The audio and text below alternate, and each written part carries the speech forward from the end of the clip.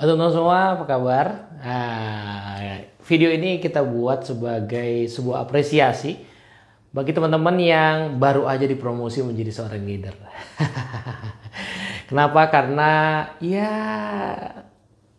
kelihatannya kayak sebuah kehormatan tentu saja ya. Tapi di sisi lain menjadi seorang leader adalah sebuah tantangan yang luar biasa. Banyak yang berpikir untuk kembali karena ngerasa gajinya nggak setimpal dengan tantangannya. Tapi juga banyak yang merasa bahwa ini sebenarnya bukan soal setimpal nggak setimpal, ini soal saya yang memang butuh untuk mengupgrade diri saya. Sebuah kesadaran yang baru muncul ketika betul-betul kita step up as a leader. Nah, maka serial ini judul serialnya adalah 90 hari pertama sebagai seorang leader. Kok kayak para politisi ya? 100 hari pertama programnya kayak apa gitu ya.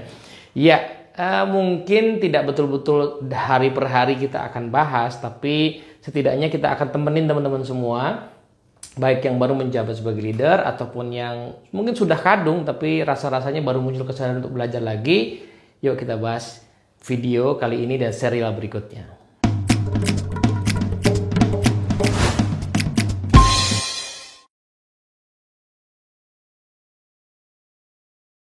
Oke, Assalamualaikum warahmatullahi wabarakatuh. Nah, ini adalah 6 tips yang teman-teman bisa renungkan, pikirkan ketika teman-teman baru menjabat sebagai leader ya.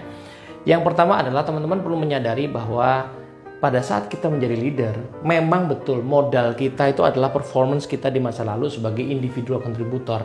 Tapi sadarilah bahwa pertama kali, hari pertama kita betul-betul menjabat sebagai leader, sebenarnya kita mulai dari awal. Kenapa? Karena banyak mindset, banyak praktek yang berhasil membuat kita naik sekarang itu sama sekali tidak cukup. Pengalaman kita di masa lalu betul akan memberikan kita kredibilitas. Oh iya, dia memang layak jadi leader. Tapi begitu kita menjadi leader, maka salah satu misalnya yang sangat krusial harus kita ubah adalah segalanya bukan lagi tentang diri kita, tapi segalanya tentang tim kita.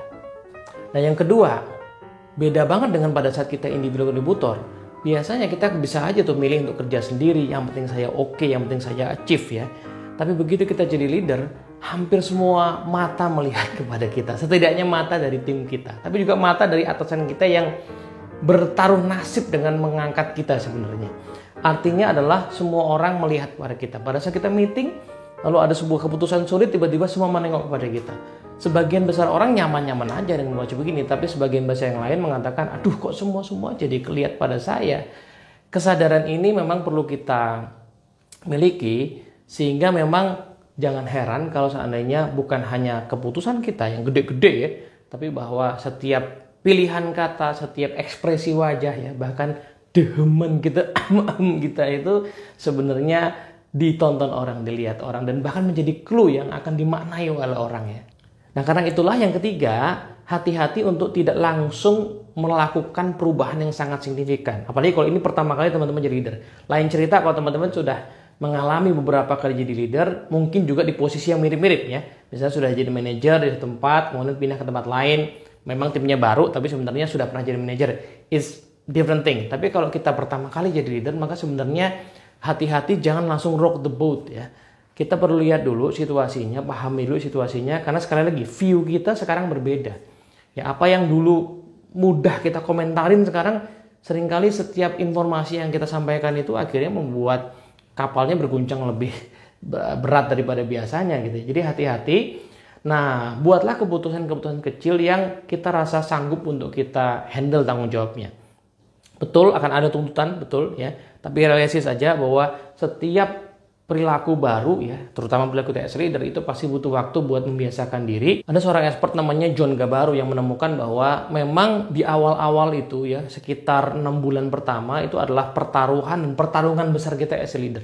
Kita butuh bangun habit, butuh gain trust dari orang lain. Nah, tapi setelah itu sebenarnya kehidupan udah mulai agak lebih tertata dan kita boleh merasakan bahwa kita mulai bisa menghandle semuanya. Tapi 6 bulan pertama memang selalu butuh waktu. Jadi proses belajarnya is okay ya. Alami saja, nikmati saja, katakan pada diri bahwa ya memang kita masih sedang berproses. Yang keempat adalah hati-hati pada saat kita menjadi leader, ada aturan-aturan, kebijakan, hukum-hukum. Ketika saya bicara hukum bukan hukum alam ya, tapi hukum betulan, aturan-aturan yang seringkali dulu kita nggak tahu. Ya, contoh sederhana lah ya. Pada saat kita sebagai staff, kita nggak ngalamin yang namanya mengappraise orang, memberikan penilaian kinerja seseorang.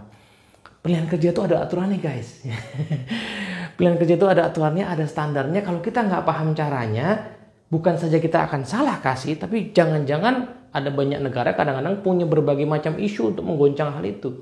Misalnya isu diskriminasi, ya kan, di perusahaan multinasional yang diverse banget, itu diskriminasi itu sesuatu yang sangat krusial untuk dijadikan pertimbangan. Jangan sampai kita ngasih nilai yang terkesan diskriminasi. Nah, aturan-aturan seperti itu dulu nggak masuk dalam kesadaran kita ya.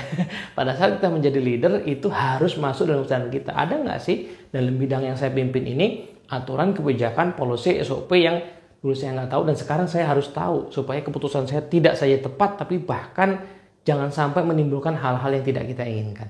Yang kelima, ingat bahwa posisi leader itu posisi mulai masuk ke arena tengah ya. Even itu hanya supervisor ya, tapi sudah mulai masuk ke area tengah, area manajemen yang mana kita tidak lagi memimpin diri kita sendiri atau mengelola bos kita. Sekarang kita tetap punya bos, tapi kita punya anggota tim dan kita punya peers ya.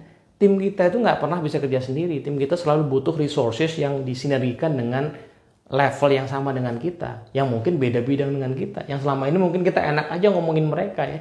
Tapi as a leader, disitulah tanda kutip ya, politiknya mesti kita kuasain. Maka berlatihlah untuk membangun hubungan dengan semua pihak ya, 360 derajat, kanan kiri, depan belakang, atas bawah. Kalau kita nggak suka, wajar ya, ada orang-orang yang nggak suka begitu, tapi terima kenyataan aja bahwa memang ya posisi di tengah seperti itu. Dan ini akan terus sampai ke atas ya, setinggi apapun orang di organisasi selalu akan ada di atas bawah, kanan kiri, nggak mungkin nggak. Kita bayangkan seorang CEO juga begitu ya, CEO paling tinggi soal posisinya, tapi ada komisaris di sana, komisarisnya banyak kepentingan ya kan, belum ada sesama kolega mereka, belum ada sesama mungkin sesama anak perusahaan, belum dengan partner-partner bisnis. Jadi memanage 360 derajat ini sebuah keterampilan yang the moment kita naik jadi leader perlu pelan-pelan kita asah. Yang keenam, yang terakhir adalah berlatihlah untuk menyeimbangkan antara confidence dengan humility, antara kepercayaan diri kita dengan kerendahan hati kita. Kenapa? As a leader kita harus confident. Kalau enggak, kita nggak bisa ambil keputusan atau keputusan kita nggak dipercaya. Ini bos gue kok ragu-ragu kalau ngomong. Nah, di sisi lain kita harus tetap rendah hati bahwa ada banyak hal yang mungkin tidak kita kuasai dan kita butuh masukan dari orang lain. Salah satu aja nggak cukup. Terlalu rendah hati minta masukan orang terus, tapi nggak punya confident. Orang bilang ini pelin-pelan banget nih bos gue nih. Tapi terlalu confident tanpa mendengarkan orang lain juga, wah ini nanti keputusannya bisa salah nih. Dia kan baru di sini, dia nggak ngerti situasi ini. Jadi balance antara keyakinan diri, firm, dengan kerendahan hati itu sesuatu yang bisa kita latih. Nah, memang tantangannya ada orang yang cenderung salah satu. Sangat rendah hati, kurang percaya diri. Atau terlalu percaya diri tapi sangat kurang rendah hati. Nah, ini latihan yang mesti kita latih. Mumpung ini pertama kali kita jadi leader, yuk kita exercise. Moga-moga kita makin lama akan menjadi leader makin matang dan siap untuk peran-peran berikutnya. Moga-moga manfaat. Assalamualaikum warahmatullahi wabarakatuh.